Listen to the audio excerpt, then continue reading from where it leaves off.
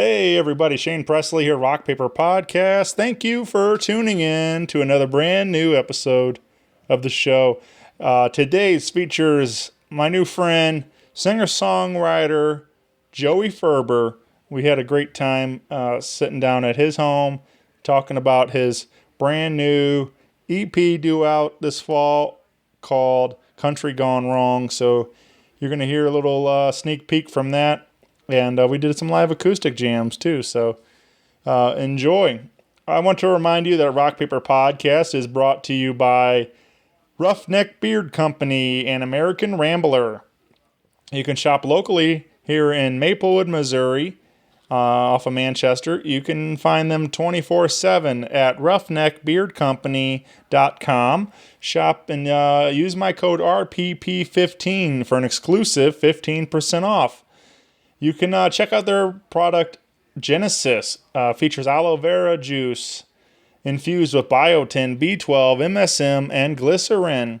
This product will actually help your hair and skin pull moisture in from the air around it, keeping everything soft and healthy. Just a couple of quick sprays before adding your favorite beard oil or balm, and you're good to go. Again, check out their product, Roughneck Genesis, a fortifying and nourishing beard maximizer. Again, shop roughneckbeardcompany.com. Also, big thank you to Heil Sound for making this show sound great. Visit heilsound.com today. All right, everybody, that's it for me. If you need me, you can find me, as always, at rockpaperpodcast@gmail or on the socials. I would love to hear from you guys. Let me know what you've been listening to this week. Sit back, relax, and enjoy this brand new episode with Joey Ferber. Podcast is kind of like it's like a radio show that's not on the radio. It's on the internet. Does that make sense? Uh-huh. Yeah. That's also like my mom. It makes it sound more confusing, doesn't it? It sounds like this. This is Joey Ferber, and you're listening to Rock Paper Podcast with Shane Presley. Rock Paper Podcast. This is beat paper, paper covers rock. Rock beats, scissors, Shane covers non-stop. Never know what new kind of guests that he's got coming at you. Live and direct on the spot. Could be rock, folk, country, or hip-hop, jazz. All kind of folks that he has. Could be an artist or a comedian to make you laugh on the Rock Paper Podcast. double-decker fudge round, rolling round town. Shane coming at you live and direct from ground zero. He's your hero, he's your bestie. Rock Paper Podcast with Shane Presley.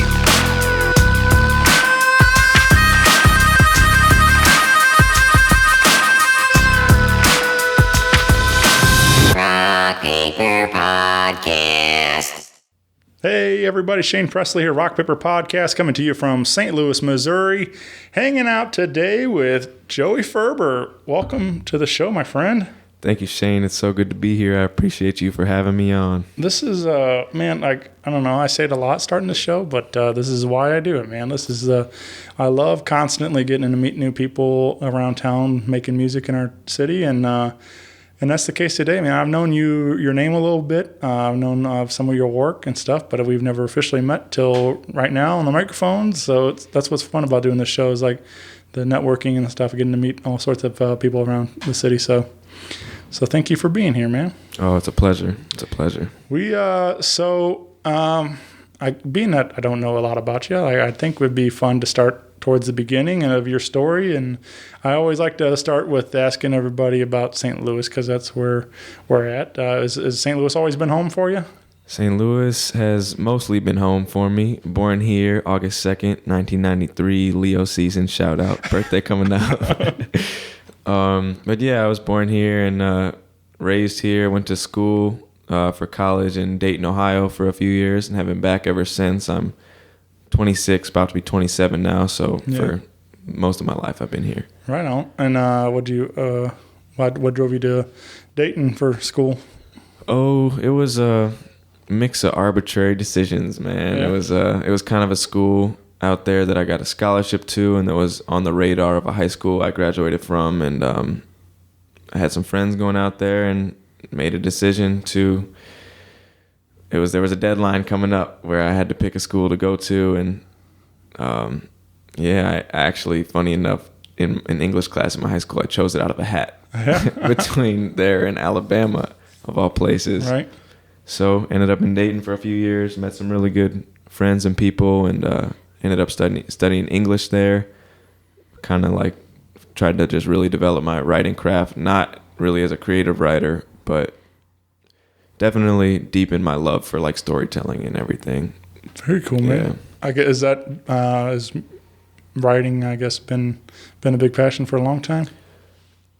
I think I've always like grown up with a strong like affinity towards reading, and I remember writing like a lot like long stories as a kid too. So I guess so, but I didn't start like really like kind of falling in love with it until like my maybe late high school, and I just started to like really be able to read stories and like on a deeper level understand like how writers were like using metaphors to like make us understand like deeper things about life. And it just was blowing my mind when I was like reading these stories and studying this stuff. So I knew something about it. I didn't know what I wanted to do in college necessarily, but something in my mind and my gut told me like you need to become a better writer. I think it had to do with like the need to like be able to articulate a whole bunch of feelings and emotions I had and didn't know how to make sense of. And I think I knew that if I could become a better writer, I'd be able to like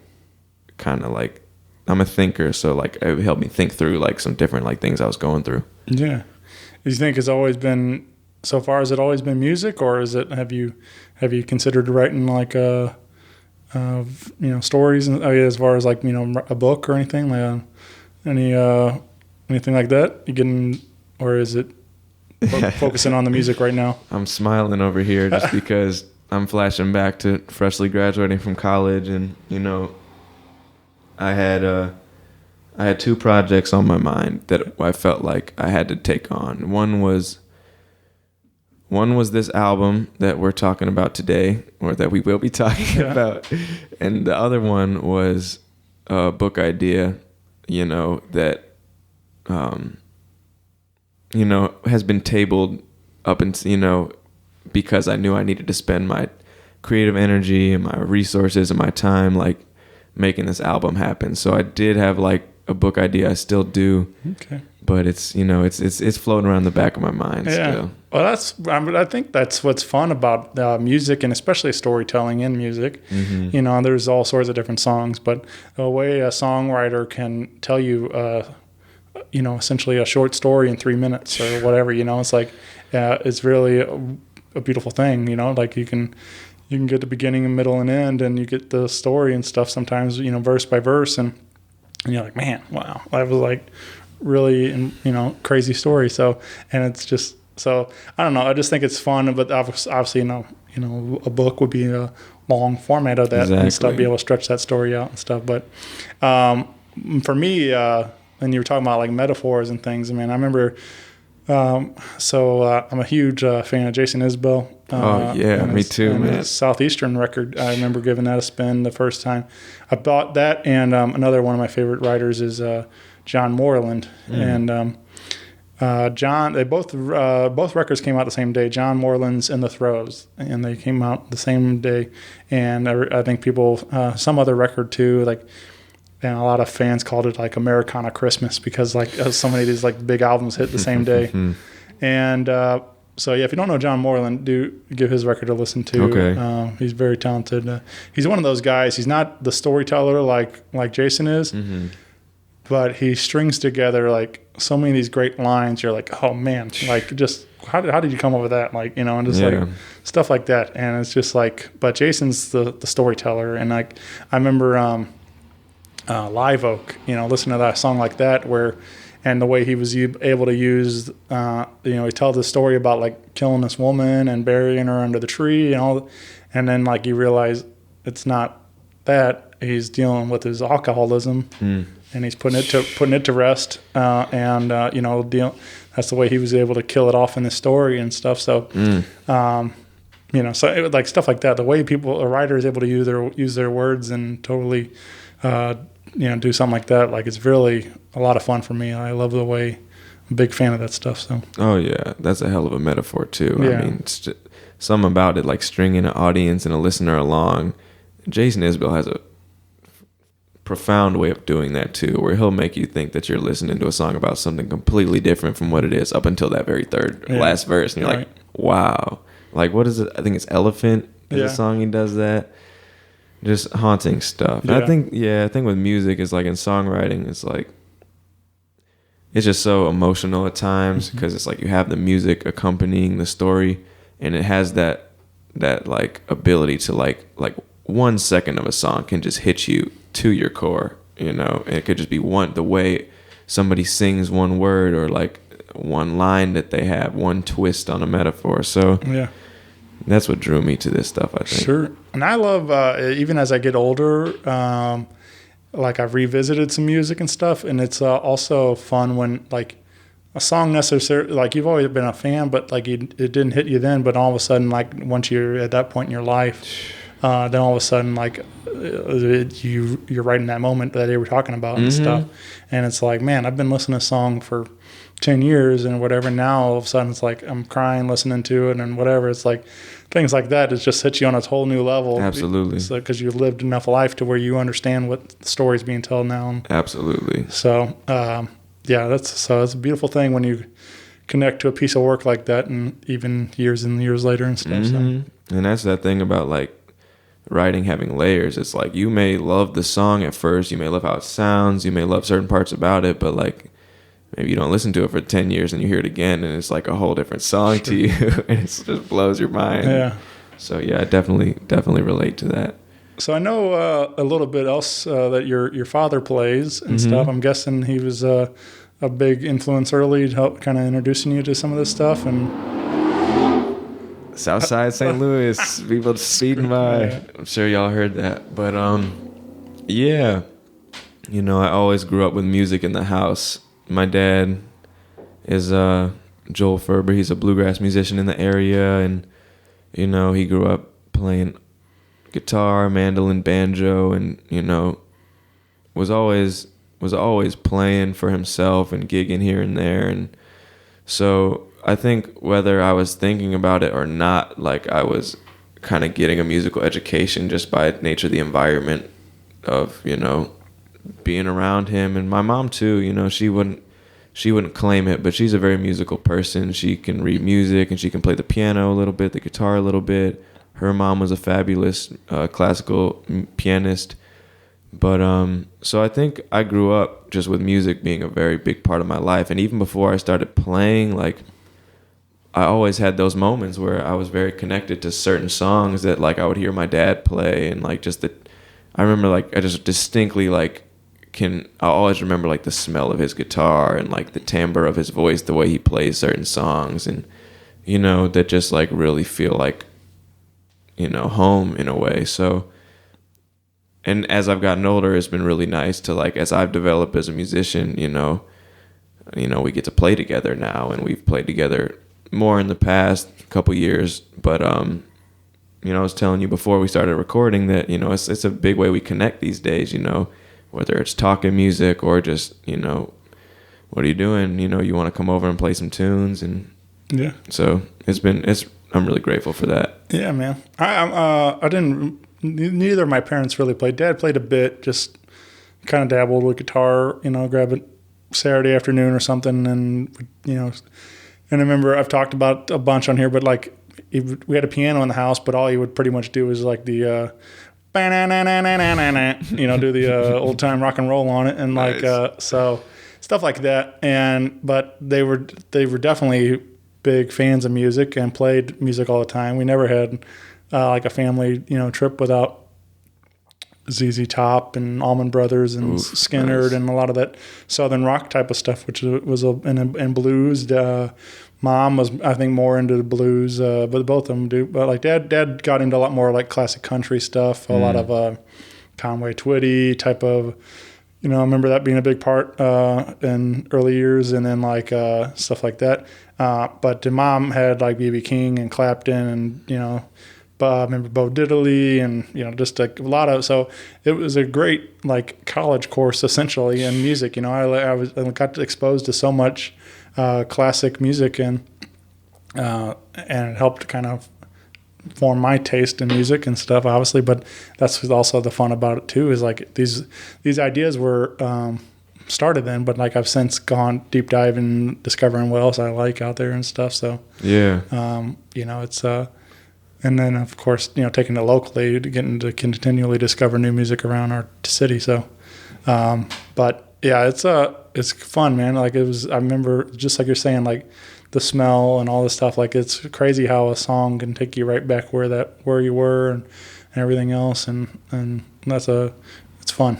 It's something special about it. That's how I knew I wanted to make a record, because I was like, it's something about capturing a moment in time where it's like this thing's gonna sound the same, for all of time, and it's a lot of pressure at times because it's like you want it to be able to stand the test of time, but to be able to capture something and have people experience that moment with you, whether it's their first listen or their listen 10 years later, is definitely something that I think music is just very powerful for. Yeah. So you when do you decide to take it to the stage for you? Then like when do you feel like you got something here?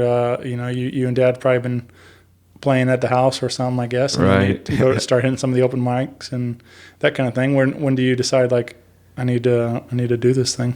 Yeah. Well, I mean, I was really blessed with the musical education. I mean, I first started playing and I chose to start playing the guitar because my dad had an old 330 in his basement, and he's more of an acoustic musician, and he just hadn't been playing it. And I had some friends in the jazz band in middle school who were they just looked like they were having the most fun out of anybody in the school. They were like missing class to like go to rehearsal and like going on these trips. And I was like, yo, I got to be in that band. So I took a couple guitar lessons in 7th grade and was like, I'm going to learn to play this freaking 330 in the basement. And so from 8th grade on, like my musical education was a mix of like, I ended up making the jazz band in my middle school, and we were doing gigs as soon as I started playing, even when I didn't know what I was doing. I was lucky enough to like get exposed at least to like going and performing for people. So as a guitarist, I've been doing that for a while, took some time off of music, like maybe 18, 19 years old, and then started playing again in college and cover bands and I did some jazz ensemble stuff in college too. So as a guitarist, that was I was more familiar with that. But in terms of like my own stuff as a singer-songwriter, it's like it's a daily affirmation for me. I'm like, Joey, but like I'm worthy of like, singing and saying what I have to say to the world. So I still am working on like, having the confidence in myself to like believe in myself enough. Yeah. But you ever watch that old SNL Stuart Smalley? I haven't seen it. No. It's 90s. Al Franken did a character named Stuart Smalley. They did a movie to Stuart Smalley Saves the World, and it was awful. But the skit was funny enough. But like he was sort of that kind of character, like this counselor type of thing, and he would always be like, he would look into the mirror and he's like, I'm smart enough, or he's like, I don't know, I forget now, but I'm smart enough, and gosh darn it, people like me. Like he was always say this to himself, and then like, and one of the most iconic sketches of that was he got Michael Jordan on there. Michael was hosting the show, and he had Michael do that. I'm smart enough, I'm good enough, and God, and it's like, of course, Michael's like the best. And, right.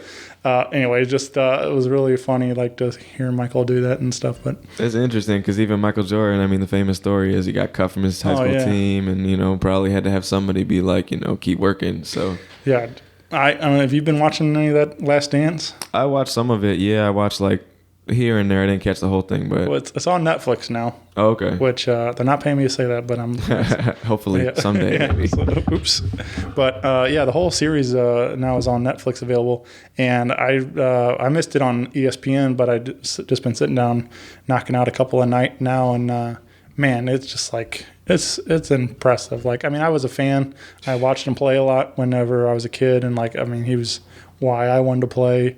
Yeah, me and my buddy Sean, we would hoop in the yard all the time. But Nice. being here in St. Louis and not having a team, we watched a ton of WGN, and we got to pick up a lot of the a lot of the Bulls games and stuff. So watched a ton of that era when they were winning all the championships and things. But like, it was crazy, like, to watch this documentary and kind of seeing some of the other stuff that you realize, like, I don't know, maybe took for granted sometimes, like that you were getting to watch this and stuff, and now you stepped away from it and you realize like the work he put into it and everything else. Like, Right.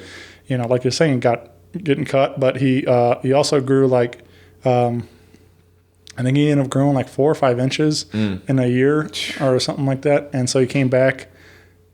That was like his freshman year, didn't make the varsity team or something, or sophomore year, I think, but he grew like. So he came back like 6'6" in his junior year and made the team, and they said even when he went to North Carolina, they were talking about how he excelled like so fast. Like, he even entered school as a freshman, and then by 2 weeks later, he's already like, they were like, what is going on? Like, just like he was pushing himself so hard to be the best, and such a competitive edge, and he was. Just had that mentality to outwork everybody, and Right. And I think that's what it takes, man. I mean, you can apply that to your own life. Absolutely. That's what that's what I try to do with the podcast. Even like, I don't do it necessarily to beat anybody or what. I'm not trying to like prove anybody wrong or what or anything, whatever it is, but. I do it for myself, but I want to push myself to constantly be bigger and better, faster, stronger. So Kanye. yeah, man, yeah, for sure. So, but yeah, you got to be hard on yourself like that. So. Yeah, and also give yourself grace at the same Sure. time, because I've been on all sides of the spectrum where it's like, too hard on yourself isn't just going to make things feel like crap, but like it's still got to be fun. Exactly. Yeah. But yeah, like I said, like I get people tell me sometimes like, oh, you say and ums and all, that kind of thing. I'm like, you don't think I don't hear that stuff? Like, I'm trying. I'm my worst critic. Right, exactly. I'm my own worst critic. I listen to all this stuff. I hear more than you do probably. So, but yeah, but I think that's it's just good. I mean, it's good to have, like I said, but you're right. You remind yourself that you are worthy, it's like, so. And so it's like, I guess for me, it was like all of a sudden I was writing these songs, when I got back from college, and I, was like, they kept coming. I wasn't like, I was dedicating time to it, but I also just couldn't control it to a degree. I was just writing these things, and I was like, I had some people in my life who were like, I mean, these songs can live and die in your bedroom, or you can start working on the thing. And it took some like being in a pretty like, going through some like shitty feelings and like some circumstances in life to just be like, you know what, I don't think I'm ever going to feel ready to start. And I remember like one day, about 1.5 years ago, I called my friends. Somebody had sent me a songwriting competition. I think it was maybe the one in Texas. I don't remember what it was, and there was a deadline, and I was like, fuck it, like, excuse my language, I'm sorry, I don't know. It's uncensored, unedited. Okay, cool. It's on the internet. Oh, fuck it. No. But there was a deadline, and I called my friend at like 12:30 at night, and I said, hey man, he had some recording gear, and I was like, I need to record a demo for the songwriting competition. And that was State Lines, and to this day the guitar track on State Lines on the studio version is that original demo track. I think the lead vocals might be 2 on the studio, but like, it took me just like making an arbitrary decision, like going to college, I guess, to be like, I'm just gonna start. I may not be ready. And that just led me down a whole pathway of recording this thing. So it was never like, okay, this is the perfect time. It was just like, I have material. I don't want this to get too old to be irrelevant to me. I know it's going to be a lot of hard work and take a long time, so I might as well start now. Yeah, man. Very cool. Well, State Lines, we did a little live acoustic version here in the living room, and we did...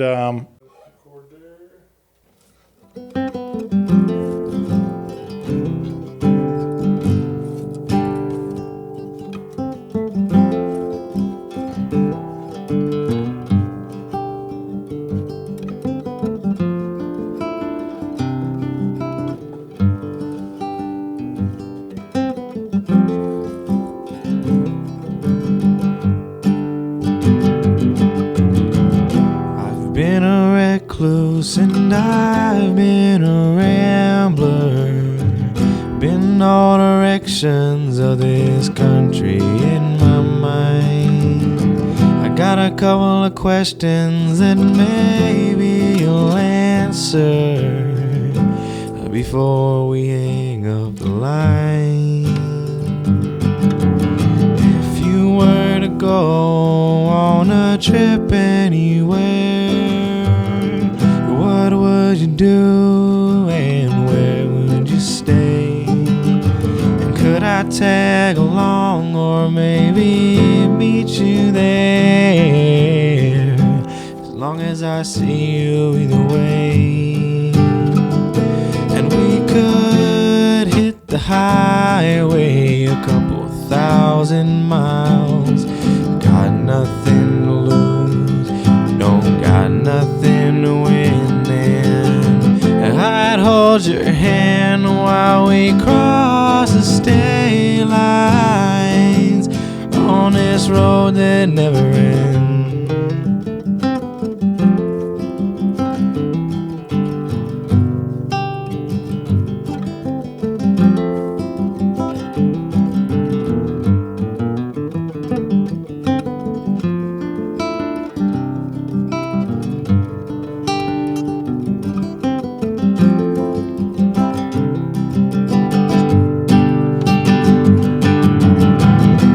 Looking back, there's just too much more to learn. I'm following my path, reading the signs. I'll see you up ahead around a couple of turns.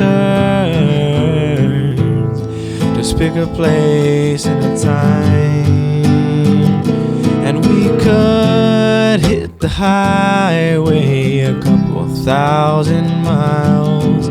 Got nothing to lose, I don't got nothing to win. I'd hold your hand while we cross the state lines on this road that never ends. And we could hit the highway a couple 1,000 miles. Nothing to lose, nothing to win. And I'd hold your hand while we cross the state lines on this road that never ends. On this road that never ends.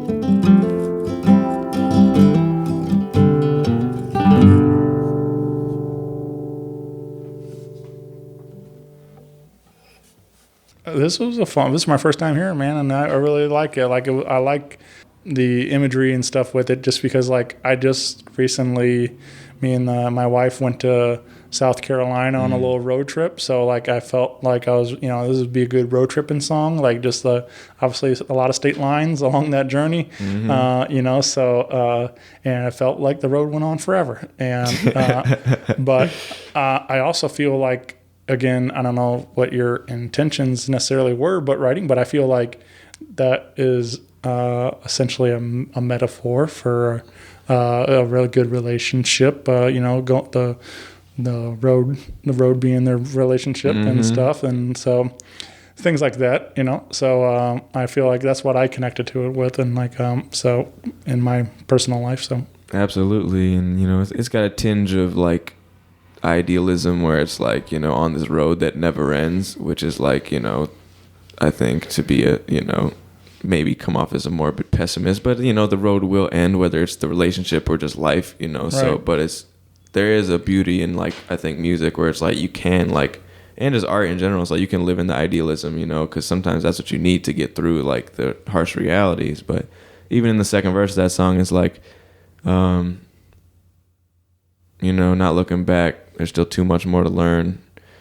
I'm following my path, reading the signs, you know, you're reading these highway signs, but then it says like, I'll see you up ahead around a couple of turns, which is like, we know there's going to be some turns. We don't quite know what they're going to look like, but just pick a place and a time and we'll still meet back up. So whatever, you know, and I think you hit the nail on the head with like that. But I think another thing that speaks to is like, to relate back to what we were talking about earlier is like, you know, I think when I was making the record, I was thinking a lot about like, you know, not everybody's going to like it, and it's not always going to be the right music to play. You know, as artists, sometimes it's like we want everybody to like, you know, oh, can I play you my stuff? Can you listen to this stuff? Can you like my stuff? But I think a lot about, as I was making, I was like, you know, where would I want to listen to this song? In a car driving with a whole bunch of open space in front of me, probably, you know. So it's all about that context too, I think. Yeah.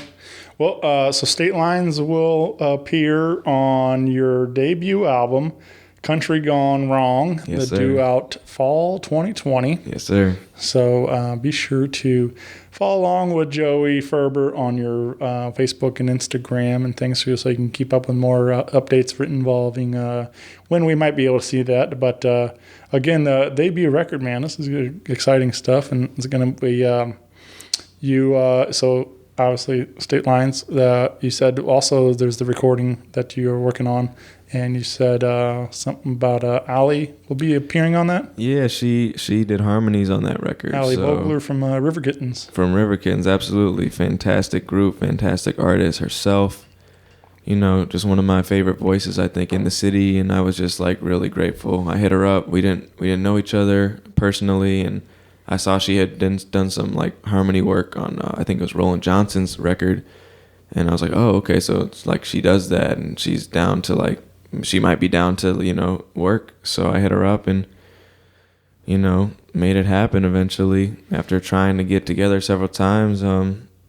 Yeah, made it happen. Met at the studio I was working at, Tom Peeney studio, tiny town. And we had it was just nice. You know, you never know what it's going to be like when you're meeting somebody for the first time and you're doing work together. But, you know, she was a professional through and through, and she helped me make up for my lack of knowledge in terms of like tracking harmony vocals and stuff. So I really appreciate you. Thank you, Allie, for helping me out on that one. Yeah, I mean, that's what they do. Like those they're very good at those harmonies, and that's what sets River Kittens apart, I think, and is from a lot of groups in town. So, but yeah, big fan of what they do. Me too. Well, yeah. I noticed though, like, I mean, you listen to some of the earlier stuff too that you have available. I mean, you have a couple singles out there on Spotify and stuff, and like, you do enjoy collaborating with. There's a couple featured artists on some of these tracks, so it's fun to see you bringing in a lot of other local talent and stuff too. Yeah, you know, it's interesting because I feel like I know a lot of people in music, and a lot of people like are surprised by when they find out another side of music that I do, you know. Like the first couple of singles, you know, the first one I produced both of them myself, you know, almost in more of a like hip hop type of like soul feel, and I featured Nat King Flo from Looprat, who's a group I've been in. It's a group I've been in, you know, for years now.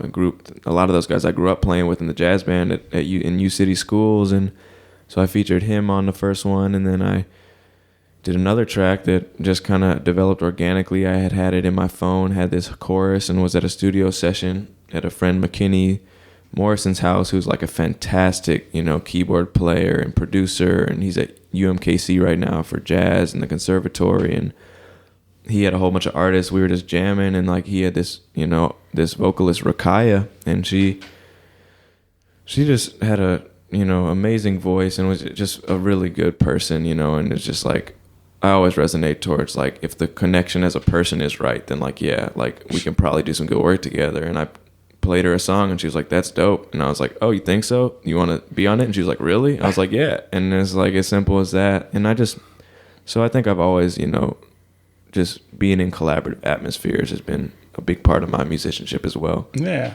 Well, that's the first I heard of Rakaya, and I liked her voice a lot. So that's one of my favorite things, like meeting you and you know, learning your music and discovering other people through you. Right. You know, and the network continues to grow and stuff. So yeah, got to be able to put each other on and, you know, get people familiar to other amazing artists. And, you know, it's all an environment, all an ecosystem. So however I can help other people, you know. You're talking about like Looprat, and that's kind of and definitely more hip hop based. I mean, you guys play as a live band with some jazz and blues influenced instrumentals, but and things throughout there. But I think that's more. It seems like that happens a lot more in hip hop than a lot of other music. Is the collaboration? You know, somebody singing on the hook or whatever. And so it's always fun to, you know, that kind of thing when you pick up somebody's record or whoever it is, and you know, and like you look at the liner notes and you start seeing all these different names of people that you don't always know and stuff, and then you get to learn that way. But so. But anyway, I just think it's cool, man. I dig what Looprat is doing, and so you can find a bunch of that all over wherever you get music at too. So check that out. Appreciate you. Yeah, man. But let's talk about Statues. All right. This is now your most current single, available everywhere you get your music at, and this powerful song, man. Really, thank you. Really. Just came out the other day as we're recording this, but I'm sat and listened to it on the 3 times already today on the drive down. Just like really digging it, man. It's just so smooth and sounds good. It's like very peaceful, you know, for me. Like it's almost like a slow blues type of feel to it, you know, just like with the way that guitar groove and stuff. But yeah. Anyway, felt good, man. And, thank you. Can nobody word for my pain? I'm logging my hours, I'm earning my day. It's already night and there's still much to do. So flip off the light, turn on to the same ways new. Can nobody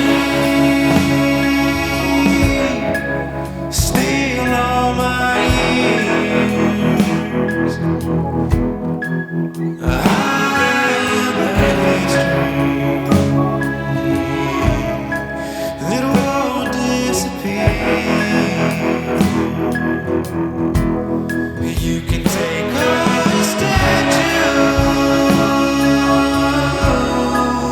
and lock them away, and still comes the dawn. I'll claim my heart of the sailors away.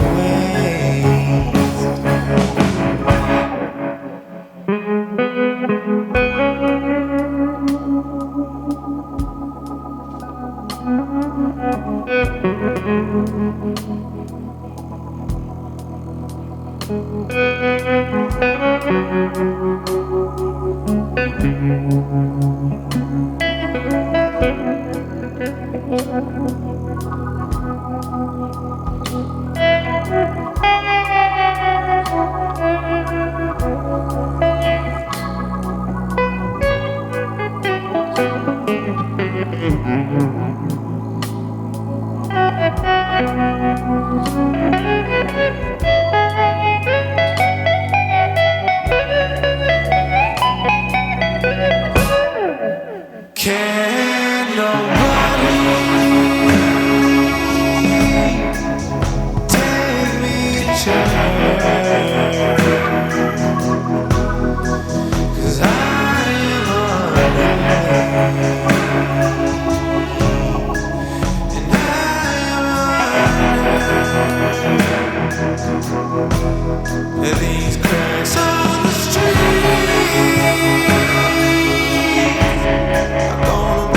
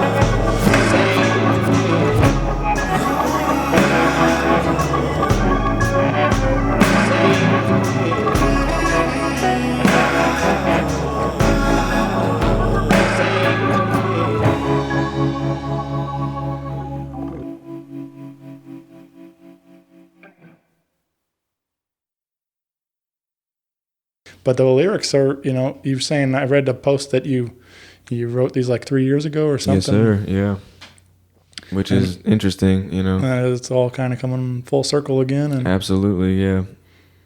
So yeah, I mean, wrote the song 3 years ago. There were protests going on surrounding a Confederate statue in Forest Park, and I remember going up to the protest and seeing what was going on and talking to people. And there was this one guy who was like,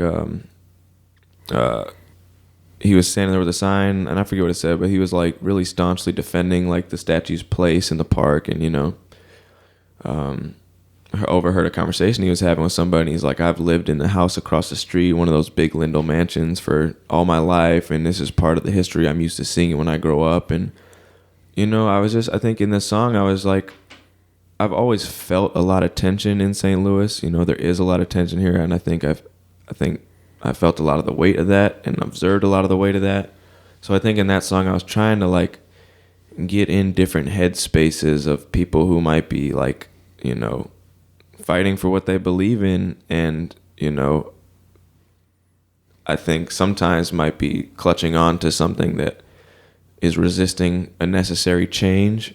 So here we are today, and it's like we have the Redskins name, the Washington football team dropping the Redskins nickname. We have Christopher Columbus statues being taken away in Tower Grove. 2 came down in Forest Park last night, and that we had a big protest surrounding the statue of St. Louis in Forest Park, which, short plug, there's actually going to be a video to statues coming out soon, and it's going to be focused on like content from that protest. But that was an interesting day, because there was reports that there was going to be like a white supremacist rally up at the statue because people had been protesting the statue of St. Louis based on his history with the Crusades and killing Jewish people and Muslim people. And it was a weird protest because, like, yes, there were white supremacists who came through and left pretty quickly. There were Black Lives Matter protesters. There were people who were there. I would say I consider myself there to like, keep an eye on things and like try to like stand up for people where it was needed in case things got heated, which at times it did.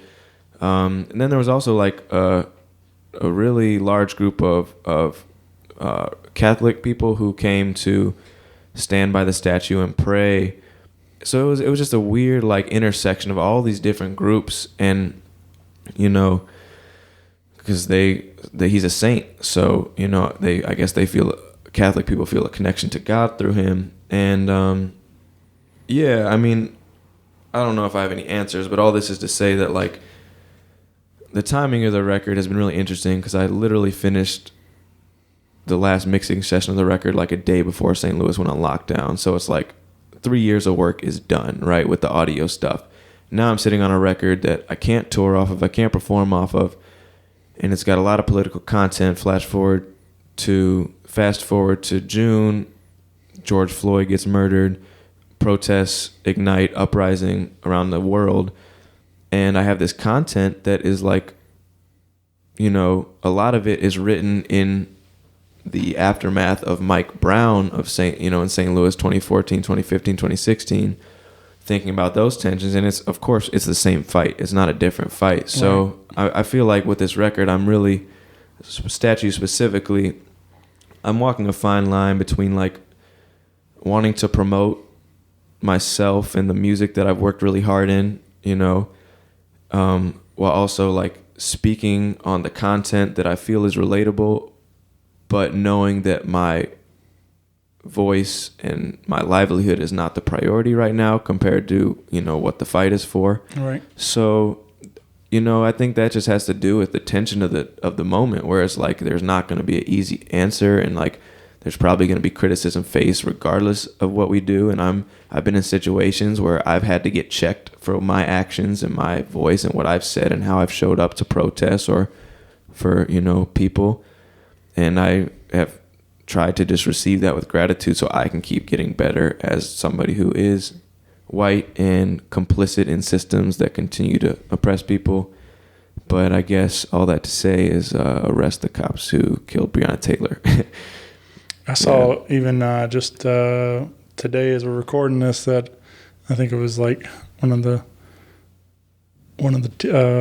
Devil Rays or something like that. Tampa Bay, I saw that they tweeted it or something. They said, it's opening day, perfect day to arrest the ones that murdered Breonna Taylor. So. Yeah, and that's an interesting conversation because there's critique that says, and I feel like this is where I feel old, but like there are people who say, it's weird that Breonna Taylor has turned into a meme, and like there's all this people post funny shit, but arrest the cops. But it's also like I think the generation, I guess what is it, Gen Y, Gen Z, whatever, is like that's like memes are kind of how things are communicated. So, I also saw like we were speaking about basketball, like LeBron James in his news conference. It's like the NBA starting back up again, and it's a weird scenario. I love basketball, so I was all happy when you were talking about that. But and it's like, okay, well, that's a weird thing too, because it's like you got people like Kyrie Irving who are like, shouldn't be the focus right now.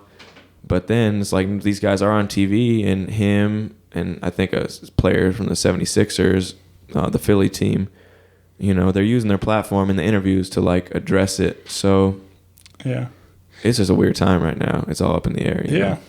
I think, so like I've seen both arguments. I was like, there's a lot of arguments going on, with everybody having a voice on social media. Like I know. But some people were saying like these athletes, like especially even like here in St. Louis, our Cardinals, we're getting some criticism or people saying that they stand with them because like they were saying that somebody drew a cross on the mound, and then also somebody wrote Black Lives Matter on the mound and stuff or something like that. So I don't know all the details of it, but people were voicing their opinion one way or another. Players taking knees, things like that. And they were saying and then some people were saying we shouldn't be politicizing sports and everything, but at the same time, like you're saying, these people have a voice. They're using their platform to voice their opinion as well. So, but I think that's been the case for a long time. I mean, this is not some new story, right? But I think people tend to listen or are more open to celebrity or athletes or musicians, and listening to their story or how their opinions. Yeah, I mean, obviously. Songwriters have been doing it for a long time, saying a lot of saying things that we, the people, can't always say or think, or they speak for us in a sense, and absolutely and stuff. So, but yeah, I don't know, man. I don't think anybody knows the answer, but I'm kind of with you. I'm just kind of been sitting back and listening. Like I feel like this is a time for people to listen. And, so it's crazy. It is, and I think it's good to be able to be. I don't know. It's very unsettling, but that's I think it's good to be able to like learn how to like be in an unsettled space, because that's kind of what we have to do to create necessary change. Sure. So I guess my hope for St. Louis and is that we can all open up a little bit. But yeah, I mean, these songs that I've written for this record, they come out of a very heavy, like, emotional space. I would feel like, I think I've reconciled a lot with that. So it's strange, like, it is crazy to like be releasing these songs 3 years after they were written, after I've like feel like I've processed and like come to peace with a lot of this turmoil that I felt from the songs. But now, like, returning to that same space to release them, while also like the same fight is going on in the world, and it's just like this weird like time trip, you know, picking a scab kind of thing. It's like open up old wounds, yeah. But yeah, man. That's also again, that's the fun of music. Not that this is a fun topics, but that's the fact that these songs, these stories, live on. I guess this is true. This is a. That's why stuff like Dylan's records are so celebrated, because he's right. These messages that he wrote in these songs are the same shit we're dealing with 50 years later. So it's like same shit. Yeah. So it's like that's kind of the nice thing about the music, that it keeps living on though, and you hope that we get to that change that we need. But these songs are always there though. Absolutely, and I think that's just kind of, I guess, where I'm coming from with releasing this record as, you know, Country Gone Wrong. That's the title of the record. It's the title track of the record. And it's a play on the fact that, like, you know, this nation has a lot of, you know, wrongs to right. And also that, like, you know, the music of the record has country influence, has bluegrass, has folk in it based on where I'm coming from, you know, but I don't think it would ever necessarily be accepted as a country record. Right. And it's got a whole bunch of other stuff in it too. So, yeah. Yeah, man. Well, let's talk about another song. This is we're gonna leak a little something out there for you. If you made it this far, we're gonna give you a little treat. That this is a song called T2K. Yes, sir. Time to Kill. Yes, sir. And this will be due out on August 9th on all your platforms. And we're going to give you a little sneak peek at this song. And what do you want to tell us about T2K, Joey? Yeah, well, you know, just to not harp on too heavy stuff, this is not going to spare any punches. This song, it's another protest song written, you know, in the wake of me trying to find my role in having a voice and you know, being an activist. It's going to be released on August 9th in memory of Michael Brown on the day he was killed. And it features three amazing artists, St. Louis-based musicians. Daruba Shakur on drums, who, you know, is very distinct in his style. When you hear him play, you know it's him. Tristano, Mark Wallace, who goes by Tristano, is a producer and bass player, and he opens the track up with an upright bass introduction. And then Brady Lewis just really laced the track. He is a trumpet player.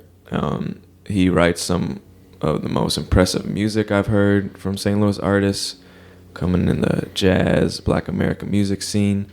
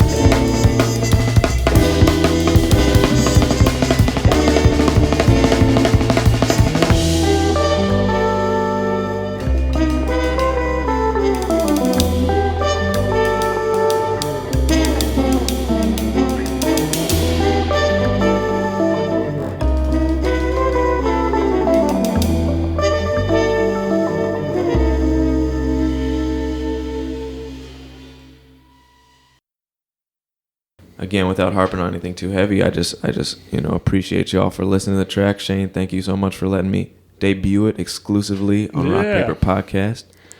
Yeah, man. Yeah, like I said, I just thought this would be a fun, get a little sneak peek out there and stuff. So, yeah, you can exclusively hear until you can get it everywhere on August 9th. And yes, sir. I didn't realize that was the significance of it, though. So that's cool that you were doing that. Mm-hmm. Speaking of trumpet players, we had a question for you. Wrote in asking how influential trumpet players are on his creative process. Mm-hmm. So shout out to Luke Klein, Daoud Music.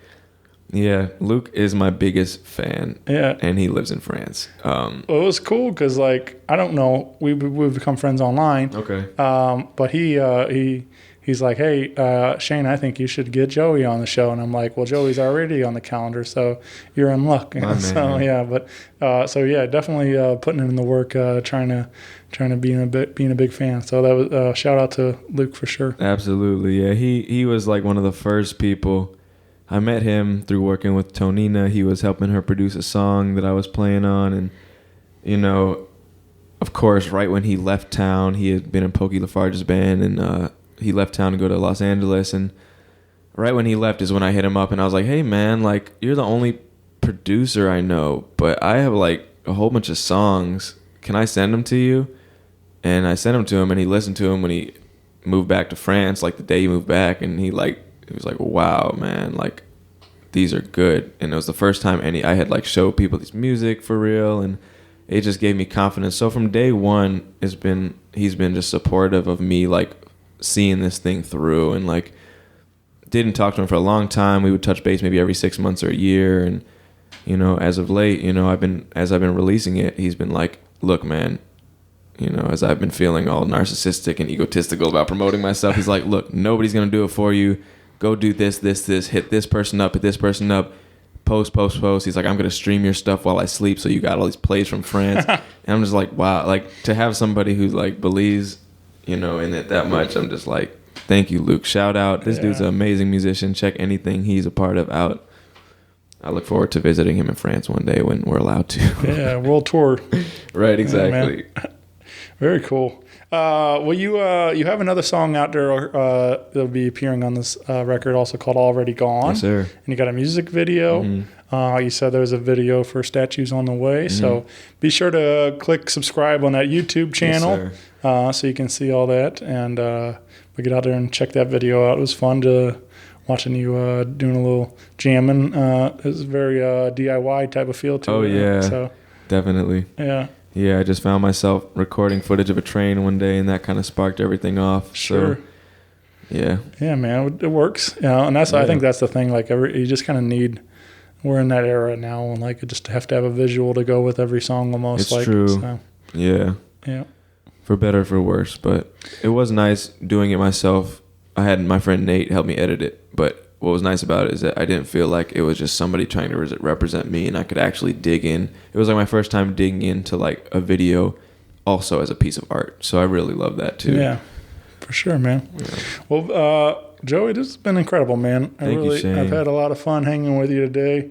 I feel we just scratched the surface. We could probably go on and on all day. Hey, we'll do it again sometime. But, yeah, I always feel like that. Like, we always got room to come back and do another one. And but I can't wait to hear more from you, man. Like I said, I'm hooked on Statues tune, man. It's been on repeat. So it's, much love. Thank you so much. That means the world, for real. Yeah, it means so much. I'm excited to get this record to spin whenever it's available this fall. So again, follow Joey Ferber on your Facebook and Instagram for more details, and find music wherever you're getting your Spotify or Apple or anything like that. So absolutely, it's Ferb Works on Instagram, FERBWORKS.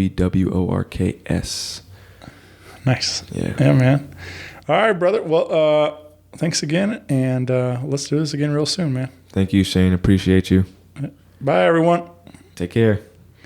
Rock Paper Podcast. Rock Paper Podcast. Rock Paper Podcast. Rock Paper Podcast. Well, yeah, that was it.